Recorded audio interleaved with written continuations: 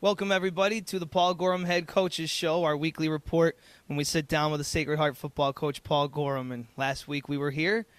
Great result, 24-21 win for Sacred Heart. They get their first W of the year, so back we are again this week to recap what was an outstanding day at Campus Field and homecoming, a 24-21 win against Dartmouth.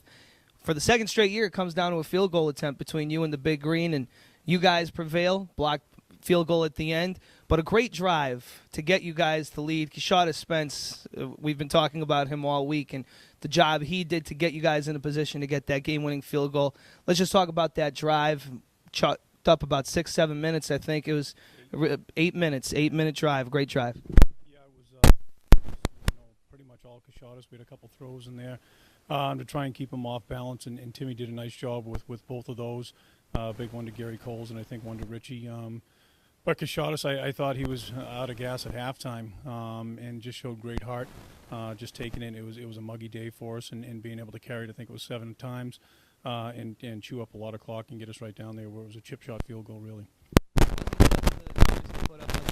style with which he did it. It was, if you're a fan of good old-fashioned smash mouth football, that was him.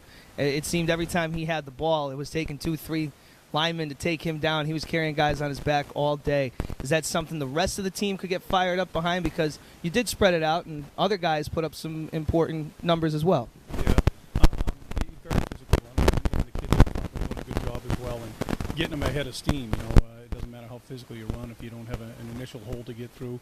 But we got him the crack that he needed, and whatever we get blocking-wise, he adds 2 or 3 yards to it minimum. Just with his running style, and if we can get him with a little bit more forward lean, we expect a lot more of that in the future. Defensively, you came up with some really big stands, as any defensive stand is in a 3-point game, but a couple in particular, you forced them to turn it over on downs twice. What worked for your defense? It sure looked like, once again, that defensive line of yours was putting pressure on their quarterback, Connor Kempe. He was a pretty good drop back in the pocket quarterback. Yeah, he is. We're aggressive. We stayed aggressive with what we did. We kept grinding, and third down, fourth down, just stayed with got us there, and the kids are starting to believe a little bit in their abilities, and if you grind it out and keep at it, some good things are going to happen, and that's what's went on this past week.